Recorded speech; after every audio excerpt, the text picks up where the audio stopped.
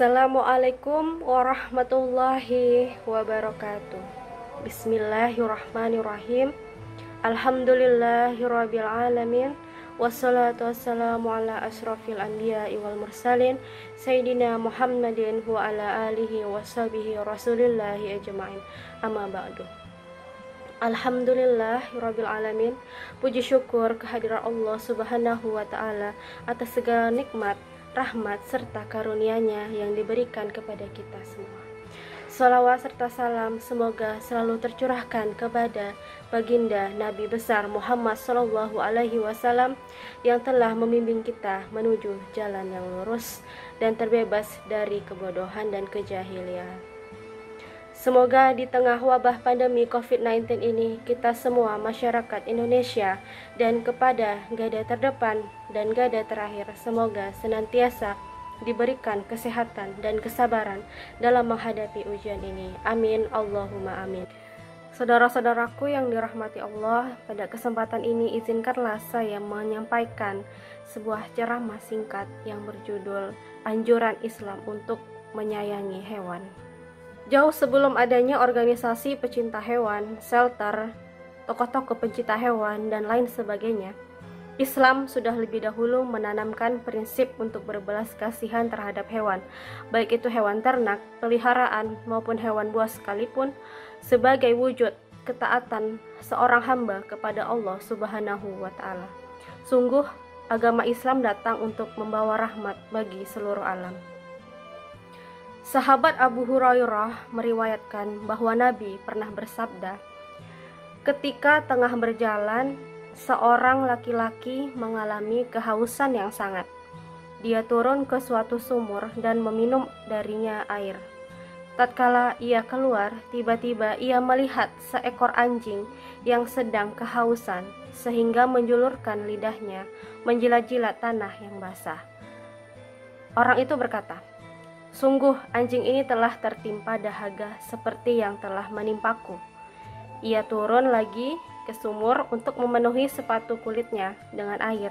Kemudian memegang sepatu itu dengan mulutnya, lalu naik dan memberi minum anjing tersebut. Maka Allah berterima kasih terhadap perbuatannya dan memberikan ampunan kepadanya. Para sahabat bertanya, wahai Rasulullah, apakah kita mendapat pahala bila berbuat baik kepada binatang? Beliau bersabda, pada setiap yang memiliki hati yang basah, maka ada pahala. Hadis riwayat Al-Bukhari dan Muslim. Lihat betapa mendalamnya sikap belas kasihan lelaki tersebut, di mana ia harus bersusah payah turun ke dalam sumur, terus mengisi sepatunya dengan air dan dibawanya dengan mulutnya, sedangkan kedua tangannya digunakan untuk naik sampai memberi minum anjing yang malang tersebut. Coba Anda perhatikan hadis ini, apa yang mendorongnya rela bersusah payah demi memberi minum seekor anjing. Sesungguhnya pengalaman pahit dan kondisi sulit yang pernah dia alami mendorongnya untuk memberikan pertolongan kepada anjing tersebut. Ia merasa bahwa anjing tersebut mengalami nasib yang serupa dengannya. Oleh karena itu, di antara faedah di bulan puasa adalah menumbuhkan sikap suka berderma dan menyantuni orang yang kesulitan. Orang yang berpuasa merasakan beratnya lapar dan dahaga di siang hari, padahal di malam harinya dia makan dan minum. Lalu bagaimana kiranya orang fakir yang setiap harinya kelaparan dan kehausan? Saudara-saudaraku, dari hadis tadi kita tahu bahwa suatu kebaikan sekecil apapun tidak boleh kita remehkan. Karena siapa tahu satu suapan makanan yang kita berikan kepada orang yang lapar dengan ikhlas, atau satu teguk air dengannya menjadi basah kerongkongan orang yang kehausan tersebut, ternyata diterima di sisi Allah. Dengan sebab yang ringan ini, kita diberi pahala dan diselamatkan dari siksa dan kemarahan Allah. Allah berfirman dalam surat Al-Zalzalah ayat ke-7 yang artinya, barang siapa yang mengerjakan kebaikan seberat zarah pun, niscaya dia akan melihat balasannya. Bila orang yang berbuat baik kepada hewan mendapatkan ampunan dari Allah, maka sebaliknya orang yang menzalimi hewan akan diancam dengan azab. Nabi bersabda yang artinya, seorang wanita disiksa karena kucing yang dikurungnya sampai mati. Dengan sebab itu dia masuk ke neraka, di mana dia tidak memberinya makanan dan minuman ketika mengurungnya, dan dia tidak pula melepaskannya sehingga dia bisa memakan serangga yang ada di bumi. Hadis riwayat Al-Bukhari dan Muslim. Na'udzubillahi min zalik.